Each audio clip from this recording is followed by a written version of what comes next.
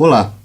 A nossa é uma época importante, um tempo de fermentação no qual o espírito se precipitou adiante e superou a sua antiga forma, adquirindo uma nova. Toda a massa das ideias, conceitos e vínculos do passado se dissolveram e tudo colapsa como num sonho. Uma nova emergência do espírito está em curso. Assim, Georg Wilhelm Friedrich Hegel, no início do século XIX, descrevia o Zeitgeist de sua geração. Convicto de que a filosofia deve articular uma visão sinóptica de todos os nossos interesses básicos num empreendimento profundamente autônomo e unificado, um todo orgânico e não uma série de enigmas abstratos e altamente tecnicizados, ele elaboraria, junto a Fichte, Schelling e outros, aquela que foi possivelmente a especulação mais sofisticada e ambiciosa da história do pensamento. Desde então, todo esforço filosófico de fôlego teve de fazer as contas com o idealismo, engajando críticos de posições tão diversas como Kierkegaard, Schopenhauer ou Nietzsche. E hoje, mesmo escolas supostamente anti-idealistas como o positivismo lógico ou a filosofia analítica, ou se veem condenadas a se ossificar como um fenômeno histórico datado, ou retornam às concepções idealistas a fim de aprofundar suas intuições. Mas muito além da pura reflexão, obras como a Filosofia do Direito de Hegel afetariam tanto as ideologias conservadoras quanto as revolucionárias ao longo dos 2 últimos séculos. O idealismo não só influenciou de modo seminal a ideia alemã de Estado, como toda a obra de Marx e a moderna ideologia comunista, a inteligência revolucionária russa e mesmo o fascismo. Para discutir o idealismo alemão, convidamos Luiz Repa, professor de Teoria das Ciências Humanas da Universidade de São Paulo e autor da dissertação Habermas e a Reconstrução do Conceito Hegeliano de Modernidade, Marco Aurélio Verli, professor de Estética e Filosofia da Arte da Universidade de São Paulo e autor de A Poesia na Estética de Hegel, e Pedro Franceschini, doutorando do Departamento de Filosofia da Universidade de São Paulo, com a pesquisa Estética e Mitologia na Filosofia Clássica Alemã. Luiz Repa, a gente pode começar analisando o fim do século XVIII, né, esse desmoronamento do antigo regime e como isso prepara a cena para o idealismo alemão? Olha, Marcelo, a Revolução Francesa é que está nesse contexto, né, esse momento de revolucionamento de todas as ordens políticas na Europa moderna. Ela vai ter, sem dúvida nenhuma, consequências profundas na história da filosofia, né? E em especial no idealismo, né? Ou em especial aquele que está na base do idealismo, que é o Kant, né? Para ter uma ideia disso, o Kant coloca em perspectiva a possibilidade de uma filosofia da história cuja racionalidade se mede justamente pelo entusiasmo que o público europeu tem em relação aos acontecimentos da Revolução Francesa. É um sinal de que talvez a humanidade caminhe para o melhor. O sinal está no entusiasmo, né, propriamente, não no decurso da Revolução Francesa. Um outro momento importante é como o próprio Hegel concebe a Revolução Francesa, né? Antes de tudo, como os novos tempos, né? Como aquele acontecimento que marca a modernidade. E a partir daí o Hegel terá uma relação também bastante ambivalente em relação à Revolução Francesa, a ponto de, por um lado, em todo o 14 de julho, levantar uma taça em homenagem à Revolução Francesa, diz a lenda. Mas a vida intelectual dele, Hegel, assim como todos, começa mais ou menos na última década do século XVIII, portanto, logo depois da Revolução Francesa, né? Isso. Mas a Revolução Francesa, o significado da Revolução Francesa vai além dessa última década, né? A gente pode dizer que a Revolução Francesa é o acontecimento que se desdobra até o final da vida do Hegel, né? As 3 primeiras décadas na Europa do século XIX, elas têm como acontecimento crucial no horizonte de todo o desenvolvimento político e cultural a Revolução Francesa. Daí essa relação ambígua, né? De um lado ele saúda a Revolução Francesa e de outro lado ele faz uma dura crítica aos revolucionários, aqueles que não conseguem ter algum tipo de satisfação com as realizações alcançadas na Revolução Francesa. Agora, ele de modo algum, ele mesmo, Hegel e os outros, né, pensam em simplesmente reproduzir a Revolução Francesa na Alemanha. Estão pensando numa revolução, mas uma revolução moral ou espiritual, né? O Hegel tem uma fórmula para isso que consiste no seguinte: para ele a Revolução Francesa teve um impacto violento que teve na França porque não houve uma reforma no espírito, né? Reforma essa que foi conquistada na Alemanha por conta de Lutero, né? Então a reforma religiosa, de certo modo, para o Hegel, levou a um tipo de modificação no espírito alemão que evitou a Revolução Francesa. E ele sempre foi muito crítico, mesmo na sua época de entusiasmo juvenil com a Revolução Francesa, aos acontecimentos chamados de terrorismo, né, o jacobinismo. Então, de modo algum, ele quis reproduzir isso na Alemanha e também considerava, depois de um certo momento, considerava que não era necessário por conta da reforma. Mas a gente não pode esquecer também que nas lições sobre filosofia da história, a Revolução Francesa continua como um acontecimento, não, cujo desenrolar ainda não é tido por definitivo. Marco, vamos entrar então no campo propriamente filosófico, porque o Luiz traçou um pouco o cenário, né, sociopolítico em que o idealismo vai germinar, mas o divisor de águas para a filosofia moderna, e sobretudo para o tema que nos interessa hoje, é sem dúvida o trabalho de Kant, né, as três críticas ali: crítica à razão pura, crítica à razão prática e crítica ao juízo. Você pode sintetizar aí para o nosso ouvinte lembrar, né, em que consiste essas três críticas, e já entrando no seu papel definidor aí para o pensamento alemão posterior?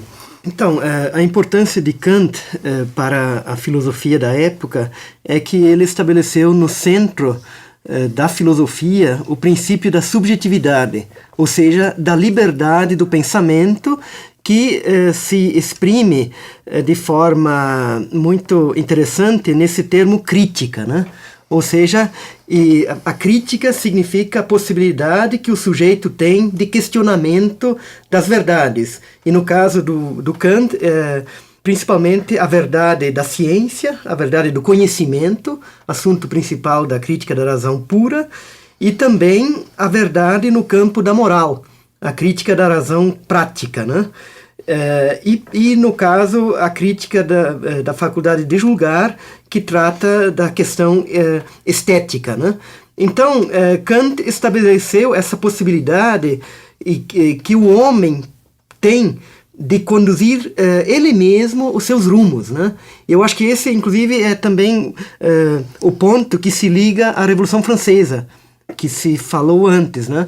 A Revolução Francesa colocou em questão a possibilidade de que o mundo não é fixo, que o mundo muda, né? O idealismo alemão, ele vai, digamos, explorar esse aspecto da transformação, da possibilidade que o sujeito tem de se mover no campo do conhecer, no campo da moral, no campo da política, e assim por diante. Então, tudo começa, de fato, com essa mudança kantiana, né, com a chamada Revolução Copernicana, essa centralidade do sujeito. Só que esse sujeito, ele, ao mesmo tempo, ele vai se revelar cindido em Kant, que é uma das grandes questões que fica da filosofia kantiana, que o homem ele é cindido, ele é separado, ele de um lado conhece, de outro lado ele age. Então você tem de um lado teoria, de outro lado prática. E aí justamente os jovens pensadores que se seguem ao Kant, eles vão tentar unificar essas dimensões que eles veem como separadas no Kant, né? Esse é um tema, me parece, fundamental, né? Esse esforço de unificação que vai se desenvolver no idealismo de diversas formas, a começar por Fichte, né? Quer dizer, sim, o primeiro ali grande expoente, logo depois das críticas do Kant, já começa a reelaborar isso que o próprio Kant vai chamar de idealismo transcendental, Sim, né? sim. Como que o Fichte vai entender essa filosofia do Kant e o que ele vai propor de positivamente novo em relação a esse tema? Então, se a gente considerar os principais representantes do idealismo, né, os grandes nomes, Fichte, Schelling e Hegel, né, o que a gente vê nos três é uma tentativa de pensar a razão unificada, né? E aí o Fichte, justamente o primeiro que surge, né, o que fez isso pela primeira vez, ele procura fazer um recuo em relação ao Kant.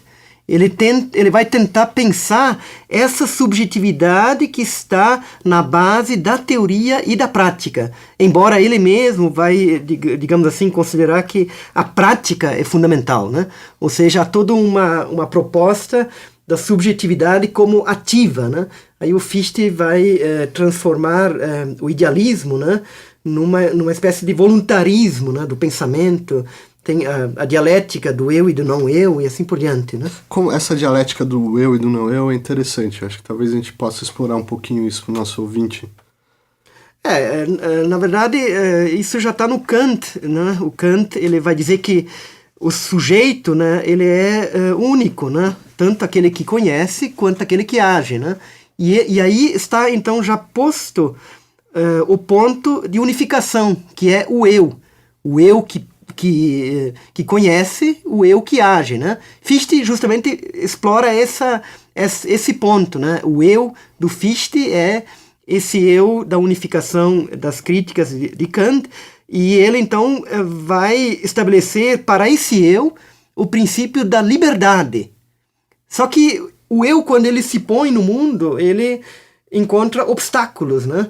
Que é justamente aquilo que não é ele, mas é ele também, uma vez que é ele que se põe no mundo, né? E aí então surge a dialética já no Fichte, mas que depois o Hegel vai explorar amplamente numa dimensão do real, embora no Fichte isso já esteja colocado no âmbito do sujeito, né? Agora, certamente o Fichte vai continuar surgindo na nossa conversa, Pedro. Ele é um pouco mais velho do que os outros, Schelling e Hegel. Schelling e Hegel que se conhecem, né, no seminário teológico em Tubinga e também se encontram Hölderlin, né, um poeta. Eles são amigos ali, né? Tem esse espírito de amizade na origem ali do idealismo alemão.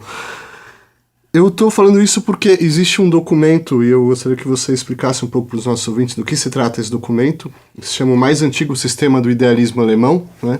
Que parece ser uma espécie de conteúdo programático, de manifesto que não chega a público, né, mas que surge ali nesse meio, entre esses amigos. Do que se trata esse documento? Quais são as suas teses? Como você bem disse, esse documento nunca foi assim publicado na vida, né? E foi só descoberto no começo do século XX. E até hoje não se tem certeza a autoria, né? Ainda que se diga que a escrita seria de Hegel, né? Mas ele se mostra tão interessante porque justamente tem esse conteúdo programático muito sintético desses pensamentos, tanto de Schelling, Hölderlin, Hegel, que, como você disse, estudaram juntos nesse momento, né, na última década do século XVIII. E é interessante porque todos eles assumiram esse projeto fichteano, né, com muito entusiasmo, né? Na época, todos eles entraram em contato com as aulas que o Fichte dava em Iena no período, né? Então acabou sendo um pouco esse centro de ebulição.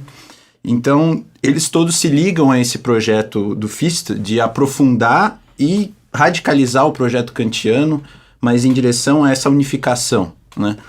Mas, de qualquer modo, eles não deixam de notar algumas que seriam talvez deficiências do projeto fichteano, nessa chave que o Marco acabou de colocar, justamente da aprofundar o projeto da razão só do ponto de vista da subjetividade, né?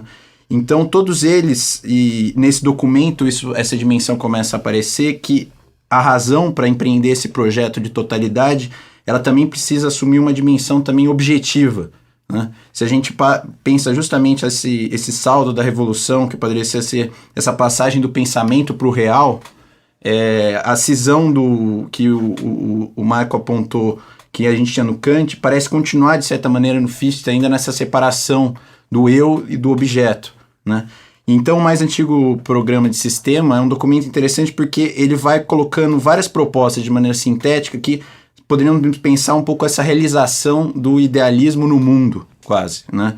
Então, apesar de começar com essa parte da liberdade do eu, ele começa a apontar a possibilidade de uma filosofia da natureza, que seria justamente a possibilidade de reconhecer na natureza uma dignidade também do nível da racionalidade. Ele aponta a questão da liberdade do sujeito não submetida a um Estado, né? Isso é uma questão muito interessante, porque também vem dessa herança aí da Revolução Francesa, tem um tom bem libertário, porque o Estado seria mecânico, né? Então não está de acordo com a liberdade do homem, e a tese mais forte, que parece unificar todas essas, que é a dimensão estética do pensamento, que é justamente uma das proposições fortes, que seria que a ideia de beleza unifica todas as outras, né? E essa traz uma dimensão que no Fichte ainda não se deixava, não estava claro que, além dessa dimensão teórica e prática, poderia se vislumbrar justamente no ato estético, né, no fenômeno artístico, uma possibilidade de unificação dessas dimensões teoria e prática que ainda não pareciam ainda propriamente unificadas, né? E aí surgindo inclusive teses muito importantes como a questão da uma mitologia da razão, que seria justamente uma possibilidade de tornar essas ideias da razão objetos sensíveis e concebíveis pelo povo como um todo. E aí a arte assumiria uma posição fundamental nesse mesmo projeto. Perfeito. Você citou uma passagem no documento onde se fala justamente da mitologia da razão, né? O que para muitos ouvintes talvez vai parecer paradoxal, né? A racionalidade e o mito, a mitologia, né? Inclusive para o iluminismo, o iluminismo tinha um projeto certamente desmistificador, né? Do desencanto do mundo, né? Como se usar o termo depois. Será que a gente pode agora fazer algumas comparações e ver como o idealismo de algum modo critica o iluminismo, mas de outro modo assume o ideal iluminista e até eleva, né, a uma potência maior? Eu estou me referindo a esse racionalismo justamente, mas ao mesmo tempo com essa ideia de uma religiosidade, né, envolvida. Eu queria entrar um pouco nessa questão, assim, né? O idealismo e iluminismo, né? Como é que a gente começa a articular isso, Marco? Eu acho que a gente poderia, talvez, resumir esse problema da seguinte forma. O idealismo alemão é tanto uma radicalização de certos projetos iluministas, como também uma certa reação a esse projeto. E eu acho que é preciso compreender esse duplo movimento, né? De um lado, aposta-se na subjetividade, na razão, eles todos leem Kant, eles consideram fundamental essa dimensão subjetiva, mas ao quererem conceber essa razão de modo pleno, de modo unificado, eles vão ter que ir contra essa versão estreita da razão que vem do século XVIII, né? E aí justamente entram temas mais amplos, no caso a natureza, a religião, a história, a filosofia política, ou seja, são lugares onde se realiza a razão de modo mais fundamental do que na mera subjetividade, como eles falam, né? Tanto é que eles vão então fazer uma crítica ao chamado princípio do senso comum, né, do pensamento racional estreito, limitado, né?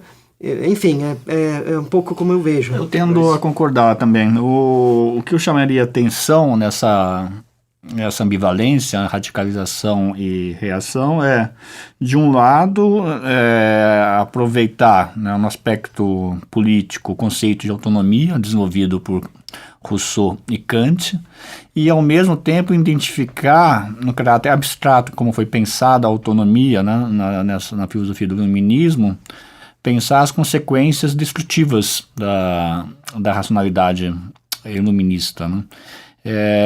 Aí eu destaco o Hegel, né, que identifica no iluminismo, né, essa descrição da capacidade de unificação que ele enxergava na sua juventude na religião, E depois, ele escreve uma vida de Cristo. Né? Ele escreve uma vida de Cristo e escreve também o Espírito do Cristianismo, seu destino, obras que conferem à religião um poder de unificação que foi perdido, né, com a concepção de razão que se instaurou. E mais tarde, numa obra também bastante significativa, ele escreve Fé e Saber, né? E identifica no saber, ou seja, na posição iluminista, uma posição dogmática que tem a ver justamente com o adversário que estava sendo combatido, né? Então, e o caráter dogmático justamente está nessa oposição rígida, né, que não acolhe o oposto, né? Essa perspectiva também é desenvolvida depois na filosofia do direito, quando ele faz uma crítica do individualismo moderno, né, que também tem relações destrutivas em relação à solidariedade, ao campo que ele chama de eticidade, onde cada indivíduo, né, tem a sua identidade proveniente das suas relações sociopolíticas, éticas, melhor dizendo, com os outros, né, com a comunidade em que ele está inserido. Marco? Então, eu acho interessante pensar no caso do Schelling, né? Como ele vê a questão da consciência tendo uma base na inconsciência, no inconsciente, né? A natureza, no caso, né? É justamente esse movimento de ampliação do conceito de razão para o seu fundamento. Isso é bem forte no Schelling, né? Ele sempre lidou com essa ideia de que o eu não é por si só o absoluto. Aliás, esse termo é também importante, o absoluto, que surge como uma tentativa de pensar uma racionalidade que seja plena e que não seja limitada apenas ao sujeito finito, né? Ou a uma versão da razão cuja matriz é a mera matemática, né? Aparece no Hegel uma crítica à matemática, porque a matemática é esse pensamento que se impõe sobre os fenômenos e não deixa os fenômenos eles mesmos se manifestarem. Isso é um ponto muito interessante, porque permitiu até que o idealismo, nessa relação ambígua com o iluminismo e com o esclarecimento, trouxesse para si mesmo impulsos dados por autores claramente críticos à própria tradição do iluminismo, né, como Hamann, Herder, Jacobi. Então é interessante porque justamente o idealismo parece assumir justamente esse potencial da razão colocado pelo iluminismo, mas também essa necessidade de reformar um conceito muito unilateral ainda de razão, né? Porque todos esses autores que criticavam o esclarecimento, né, o iluminismo, pareciam justamente colocar como conceito ali de razão parecia muito limitado, não incluía, por exemplo, a sensibilidade, ou parecia apartar o homem do mundo, né? Então, matematizar a natureza. Então, existe um movimento que no Schelling, né, parece ficar muito claro, de dar uma outra dignidade a todas essas dimensões, sem abandonar uma pretensão de racionalidade. Quer dizer, não cair num irracionalismo, mas justamente reformar o que se tem por razão para algo muito mais amplo e total. E eu acho que seria importante mencionar também o que aconteceu na época, né, no pensamento alemão. Justamente uma época de grandes poetas, né? O Goethe, Schiller, a música também que teve um alto nível, né? Mozart, a música, na verdade, né? Então, esse movimento de ampliação da razão, de pensar a racionalidade diversificada, ou seja, a racionalidade ela não tem um único caminho. O idealismo vai explorar diferentes formas de racionalidade que estavam sendo executadas pelos poetas, pelo próprio romantismo, de uma forma original naquele momento, né? Então, a gente tem que perceber que não é apenas um movimento de pensamento abstrato dessas três figuras, ou quatro, né?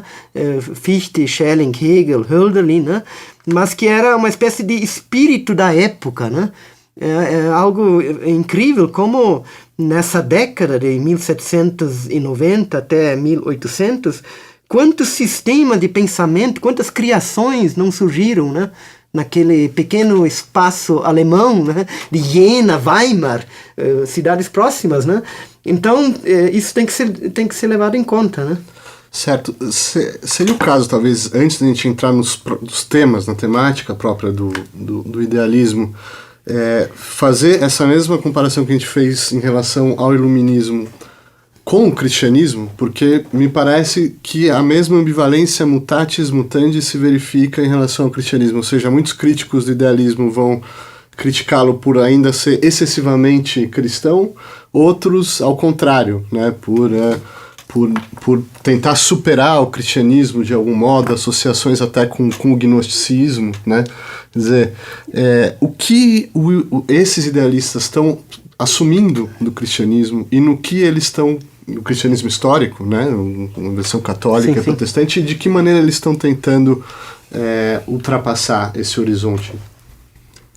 Bom, eu vejo esse problema da religião no campo da história. Quer dizer, aí nós temos que levar em conta a noção de história colocada de modo forte pelo Herder, pelo Winckelmann, né? E que inicialmente tem a ver com uma recepção do mundo grego, da Grécia enquanto ideal. E aí, num segundo momento, é que entra o cristianismo. O cristianismo também, eles vão ter, em relação ao cristianismo, também vai ser uma relação ambivalente, com bastante complexidade, né? Não há algo do cristianismo que deve ser preservado, né? Mas as formas institucionais do cristianismo merecem a crítica que receberam, né, durante o iluminismo, né? Essa eu acho que é a tendência, né, do pensamento de vários deles. Mas aí não podemos esquecer as diferenças de monta, né? Por exemplo, o Fichte foi acusado de ateísmo, né? O Schelling também foi chamado de panteísta, o que é uma outra forma de chamar de ateísmo, né?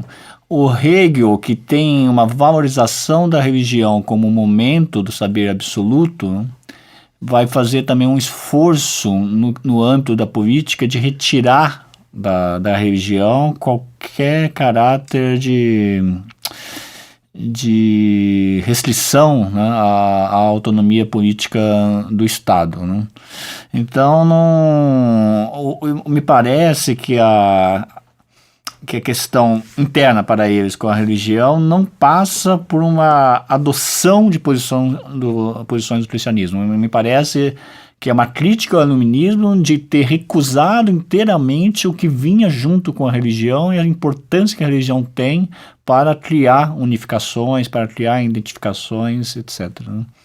Agora, por outro lado, a sua pergunta remete também ao pós-idealismo, né? Porque essa é uma crítica, essa relação com o cristianismo e o idealismo foi um ponto muito marcado na crítica que o Nietzsche vai fazer, né, dos idealismos, principalmente o Hegel e também a base, né, que é o Kant, né? Vê na moral kantiana uma moral sumamente cristã, né? E vê na filosofia da história do Hegel e dos hegelianos uma reafirmação, né, da cultura ocidental cristã. Existe, né, eu pensava, com a fala do cristianismo, sobretudo nisso, Pedro, existe essa ambição da totalidade, né, do absoluto, e a gente lê esses grandes sistemas do Hegel e do Schelling e parece que eles estão querendo quase que entrar na mente de Deus, por assim dizer, ou explicar o processo mundial, um processo trinitário, né, na economia trinitária e como ela se manifesta no mundo. Acho que a gente pode entrar nessa questão do absoluto, justamente. Quer dizer, como que eles veem Deus, o homem, o mundo, a relação entre os três, né? Como que isso vai se desenvolver nos diversos, sempre dando conta das diferenças e das semelhanças entre os diversos sistemas, mas como que em linhas gerais isso vai se dar? Eu acho que, em primeiro momento, essa noção de absoluto vem totalmente ligada a isso que foi dito, esse saldo de cisão, né, que está ligado tanto ao Kant, mas à própria época moderna, né? Tanto que o primeiro movimento aí do Fichte, mas que vai ser seguido por todos eles, é tentar um fundamento unificado, né, para a filosofia e para todas essas dimensões. Então, obviamente, o absoluto vai aparecer como essa figura que seria um princípio do qual a filosofia seria capaz de partir, né? Porque parecia muito isso que foi percebido que estava faltando no Kant, né? Você não tinha um princípio que unificasse a filosofia, né? Então, o absoluto, no primeiro momento, aparece como essa figura, né? Que no Schelling, por exemplo, aparece como um incondicionado, né? E porque coloca justamente essa pretensão de totalidade, né? Como você bem disse. E isso também é interessante porque tem esse horizonte que a própria arte contribuiu aí, né? Se você pega em autores como o Schelling, né? Essa noção do absoluto parecia ser muito guiada por uma noção da arte, porque a arte parecia propor um objeto que dava ali um total, né? Porque o absoluto se coloca justamente nessa unidade entre sujeito e objeto, de certa forma. Então, todas essas dimensões, né? Como a gente falou da filosofia da natureza, a estética, todas elas tentaram incorporar essa dimensão justamente do absoluto, né? Que eu acho que vai ser fundamental para a concepção do Hegel mesmo de razão. Eu acho que é preciso ter cuidado com essa relação entre Deus e absoluto, religião e filosofia, no caso do idealismo, né? Porque me parece, como o Pedro e o Marcos têm insistido, que a questão da unificação, né, que eles querem resolver por meio de uma concepção de absoluto, ela não tem a religião como ponto de partida, né? Ela tem a religião como um dos meios, né? Um dos meios. A gente pode até dizer que a maneira como eles viam a polis grega seja até o primeiro modelo, né? O ideal, né, do grego, né? E não a religião tal como nós conhecemos a partir do cristianismo, né? O Hegel chega a dizer na fenomenologia que Deus é só um nome, né? Um nome com que nós tentamos representar o absoluto, né? Mas o absoluto não se resolve em Deus, né? E isso é bom ter sempre em mente quando tratamos com o idealismo, né? Sem, obviamente, tirar a pertinência e a criatividade da crítica nietzschiana. Sobre o absoluto, poderíamos falar muita coisa, mas talvez acrescentando, tem essa dimensão histórica, né, que o Luiz já levantou, a questão da Grécia, né, que foi muito forte na segunda metade do século XVIII, na Alemanha, na França também, né, os gregos como o povo que vive feliz, unido, unificado e, portanto, vive no absoluto.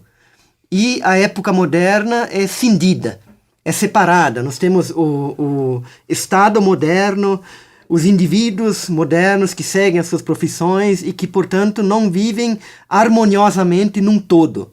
Então, o absoluto surge como uma carência também, né? Como algo que nós não temos e que temos que procurar. Só que nesse ponto, o idealismo, se a gente percebe o movimento de pensamento total, desde o Fichte até o Hegel, no caso, entre 1815 em diante, quando ele escreve as suas grandes obras, né, a própria enciclopédia, o que a gente percebe é que inicialmente tentou-se postular o absoluto, tentou-se apresentá-lo como uma possibilidade que teria que ser colocada pelo homem. Só que aí foi se percebendo que, na verdade, o absoluto tem nele mesmo a cisão, né? E nesse sentido, o absoluto não é... a gente não deve pensá-lo como uma espécie de conforto, uma espécie de um outro Deus que vai agora acolher os homens. Não, se a gente vê no Hegel, o absoluto é pleno de contradição. Ele não é espacial propriamente, ele é subjetivo, temporal. Absoluta é a subjetividade, a consciência humana com todo o seu caráter dialético e contraditório. E aí eu acho importante, talvez a gente possa mais adiante explorar o caráter dialético do absoluto, né? O absoluto enquanto tendo uma contradição interna.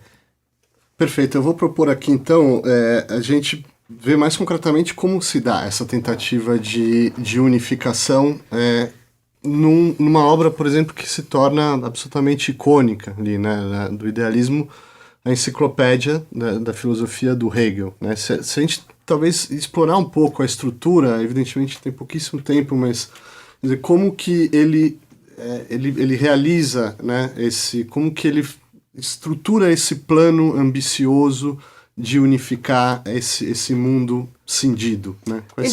Qual é a dinâmica do livro? Então, essa obra, a Enciclopédia das Ciências Filosóficas, né?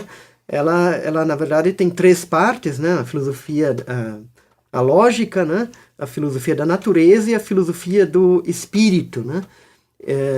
Ou seja, Hegel entende que a racionalidade ela tem uma instância inicialmente universal, pura, a lógica, e a seguir ela se particulariza, ou seja, a natureza ela é dependente desse pensamento universal, é uma coisa que já está no Kant, no sentido de que nós conhecemos algo que a gente, de certo modo, põe lá, né? Ou seja, a natureza ela está ligada à subjetividade.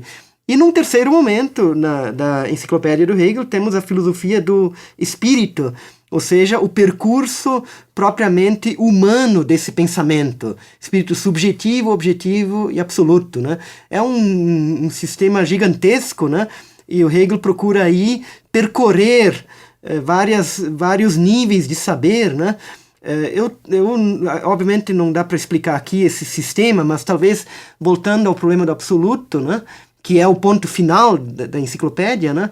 Hegel vai dizer que ele se realiza na arte, na religião e na filosofia.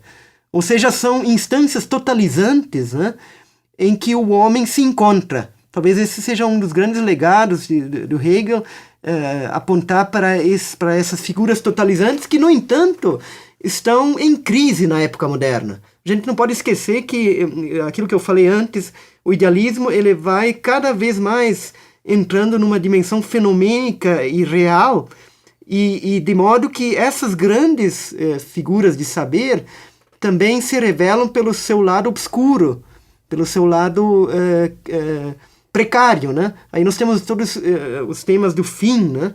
O fim da arte, o fim da religião, ou seja, o idealismo talvez a gente possa já ir passando para a recepção, né?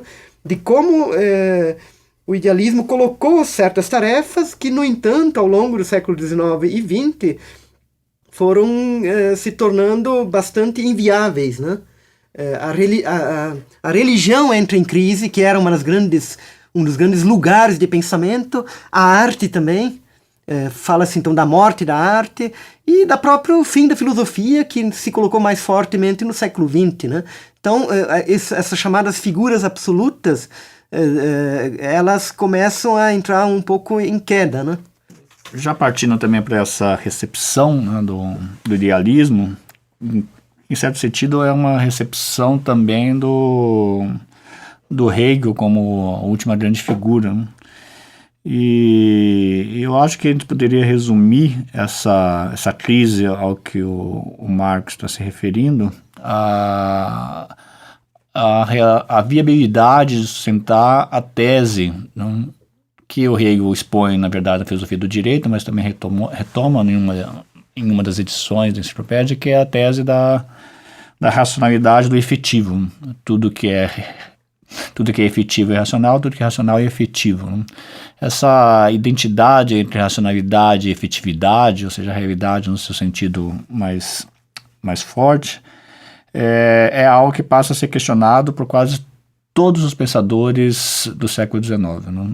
Nós começamos por Feuerbach, passamos pelo Marx, passamos por Kierkegaard, todos eles, de certo modo, têm em mente recusar essa tese para mostrar que a realidade não é ainda racional. Sim, se trata de um processo de racionalização e isso justamente vai ser o motor ali do marxismo, né? Talvez esse seja um ponto interessante, se você puder explicar como Marx inverte de alguma maneira, né, segundo a própria expressão dele, o sistema hegeliano. Essa inversão precisa ser bem entendida, né? Nós não podemos esquecer que entre o Hegel e o Marx há um filósofo muito importante, um crítico da religião que fez época, né? Foi muito importante para toda uma geração, chamada os jovens hegelianos, também os hegelianos de direita, que é o Feuerbach. O Feuerbach identifica na religião, ao contrário do Hegel, justamente um caráter racional, que ele chama de alienação, né? Ou seja, a religião é produto do homem, né? Mas é um produto que ganha autonomia em relação ao homem, né? essa ideia de alienação, depois o Marx vai se aproveitar para justamente mostrar como as relações econômicas podem ser determinadas como algo desse tipo, né? Como nessa lógica, né? Nós produzimos um mundo, né, de relações econômicas, políticas, mas esse mundo se impõe a nós como se fosse uma natureza, como se viesse dela a coerção, né? E não de nós mesmos. A partir daí nós temos o patamar para um novo tipo de desenvolvimento na filosofia, né? mas que a gente não pode esquecer, né? E é uma questão que cabe ser feita, né? Se depois do Marx e na sucessão de outros autores, se a filosofia sempre não está partindo, a filosofia contemporânea sempre está partindo na questão de como conseguir aquilo que o idealismo alemão pretendeu conseguir. Se é possível, né? E se é possível, como, se nós não podemos mais recorrer aos meios que o idealismo dispunha na época e cair em desuso, cair em descrédito e tudo mais, mas que a questão propriamente do idealismo parece está sempre no horizonte, né, da filosofia contemporânea, pelo menos uma boa parte da filosofia contemporânea. Aí eu menciono, sobretudo, além do próprio Marx, a teoria crítica, né, de pensadores como Adorno, como Horkheimer, como Marcuse, Walter Benjamin e Habermas. E depois a gente pode voltar ao século XX, mas ainda no século XIX uma série de críticas violentas, né? Algumas mais ou menos violentas, mas e de pontos de vista muito diferentes às vezes, né? O Kierkegaard justamente criticando o aspecto, a negligência em relação ao indivíduo, né? Marx com outras críticas, mas eu pediria que vocês dessem alguma amostragem, né, continuasse nesse caminho das críticas ao idealismo. É interessante você ver que até o próprio Schelling, que num primeiro momento estava no centro desse projeto, acaba se encaminhando para uma crítica, né? Ele tem uma vida bastante longeva, né? Como o Hegel, né? E no fim da vida ele vai estar justamente se tornar um grande crítico, né, do próprio Hegel, né? É verdade que em que termos, Pedro?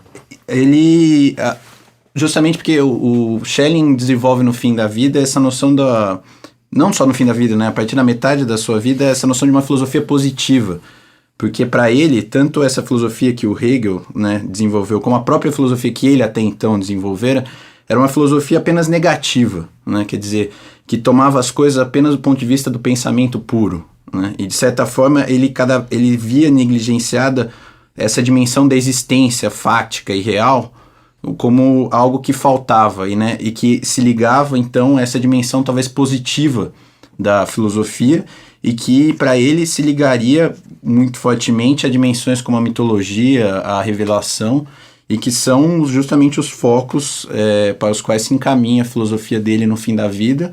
E nós vemos que essa dimensão da existência é também um foco que a crítica do Kierkegaard ao Hegel também, né, vai se desenvolver. Então, eu acho que talvez uma contraposição interessante para pensar esse desdobramento do pensamento idealista é entre o indivíduo e o todo, que é justamente um dos grandes problemas que se coloca depois de Hegel, né? Porque Hegel pensa o homem integrado em totalidades. O indivíduo ele alcança sentido quando ele participa de uma coletividade objetiva, o Estado, quando ele se coloca diante da religião, da arte, da filosofia, ou seja, por todos os lados do sistema hegeliano, o indivíduo, por assim dizer, sucumbe. E espírito subjetivo ao espírito... Sim, é sempre as racionalidades maiores, totalizantes, que acabam, por assim dizer, enquadrando o indivíduo. Ora, esse é justamente o grande problema do século XIX e XX, porque aí nós temos aí uma revolta... E justamente o homem se torna cada vez mais individualista no século XIX, com diferentes âmbitos da vida prática, economia se desenvolvendo, surge no século XX a psicanálise, né? Então, essa é uma das grandes críticas ao pensamento idealista, é justamente fazer valer esse princípio da subjetividade com toda a sua dimensão psicológica, afetiva, que o idealismo, por assim dizer, teria negligenciado. Um aspecto que eu acrescentaria a essa fala do Marco diz respeito à política. Junto com isso, também com essa valorização do individual em relação a um falso universal, começou também um questionamento, e isso não vale só para o idealismo, também vale para o marxismo, a respeito do o papel do pensamento democrático, né? É algo que marca mais o século XX do que o século XIX, mas é um desdobramento também, né? No idealismo alemão, né, e aí o alvo é de novo Hegel, né, não haveria um espaço justamente adequado para o desenvolvimento de um pensamento democrático, né? Então há uma valorização do indivíduo e também uma valorização de procedimentos para resolver as questões políticas, né, que não passa mais para a solução que o Hegel deu com o Estado moderno. A teoria crítica parece ser uma boa instância. Você já tinha citado, talvez a gente possa... A teoria crítica me parece que é uma boa instância, mas uma parte da teoria crítica, né? Uma outra... essa fala do Marco é muito apropriada para a gente caracterizar também o Adorno, né? O Adorno considerava que o Hegel, na época dele, era um filósofo bastante real, no sentido de que a realidade do capitalismo, né, mostrava a verdade do sistema hegeliano, só que às avessas, né? Ele dizia que o Hegel havia sido realizado de maneira satânica, né? E não haveria mais nenhum lugar para o indivíduo, né, nesse sistema, né? Mas o próprio Adorno não via, na realidade, nenhuma possibilidade de desenvolvimento de um pensamento democrático, de tendências democráticas. Isso me parece que vai marcar mais a teoria crítica a partir dos anos 80, com autores como Habermas, como Axel Honneth, a Sheila Ben-Habib, Nancy Fraser, etc. Podemos fazer uma rodada final aqui? Eu vou aproveitar para parafrasear um livro do Benedetto Croce, que se chama O que é Vivo e o que é Morto na Filosofia de Hegel, né? Talvez a gente possa estender de Hegel para o idealismo, mas colocar esse problema, né? O que é vivo e o que é morto hoje no idealismo alemão. Eu acho que de alguma forma, como o Repa já comentou, toda a filosofia contemporânea, ou grande parte dela, mesmo que criticamente, se viu levada ainda a se remeter a essas questões que foram colocadas pelo idealismo alemão. Talvez por conta dessa tentativa de totalidade que tentou incorporar tantas dimensões da cultura, né, como a gente bem falou, né, talvez isso seja um dos saldos muito permanentes do idealismo alemão, que você acaba tendo que se remeter às questões que foram ali colocadas, mesmo que seja numa via crítica. Bom, eu, talvez resumindo essa pergunta, que na verdade teria muitos aspectos, né, se a gente quisesse falar desse legado do idealismo, eu diria o seguinte: eu acho que o idealismo significou a passagem de uma racionalidade iluminista para um campo, por assim dizer, do real. Ou seja, isso que foi justamente o pensamento idealista, a tentativa de pensar uma racionalidade na realidade. Daí que surgem todos esses temas, a cultura, a religião e tudo mais, e isso é ainda um desafio nosso, né? Nós não nos contentamos com uma razão apartada do mundo. A tentativa sempre é de tentar pensar a razão no mundo a partir do mundo, embora isso seja bastante complexo, mas é um desafio e assim o homem se sente mais pleno, né?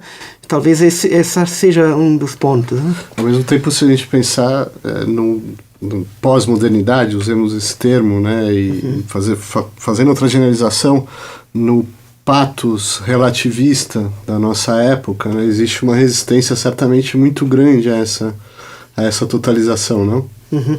Eu acho uma ótima questão essa. Ou talvez nós pudéssemos dividir boa parte das reações ao idealismo a partir da apropriação que se faz do arco que vai do Kant ao Hegel, né? E aí há várias escolas, e o que caracteriza essas várias escolas me parece exatamente isso que o Marco comentou, né? É uma tentativa de relacionar razão e realidade, né, com menos ambição, com mais cuidado que o idealismo, com mais aviso historicamente situado, digamos assim, mas que não abandona o projeto de uma sociedade livre, de uma sociedade emancipada, de uma sociedade não cindida, né, de maneira dura, áspera, né, mas em que os indivíduos conseguem desenvolver uma identidade a partir do outro e respeitam ao mesmo tempo a alteridade. Há uma relação com a natureza também, que não é a relação unicamente do domínio. E há uma outra tendência, que é uma tendência à rejeição do idealismo, que é também a desconfiança em relação à razão como tal, né? Em que a figura do Nietzsche me parece ter uma força absurda, né? E aí esse pós-modernismo, mas obviamente com todo o cuidado que tem esse tipo de designação, eles me parece que se situam fora desse arco, né? A ideia é fazer uma crítica da razão sem nenhuma confiança na razão, sem nenhuma confiança em uma outra razão. E eu diria que haveria uma confiança no outro da razão, mas não na razão ela mesma. Obrigado, Luiz Repa. Por hoje é só. Obrigado, Pedro Franceschini. Obrigado, Marco Verli. E até a nossa próxima edição.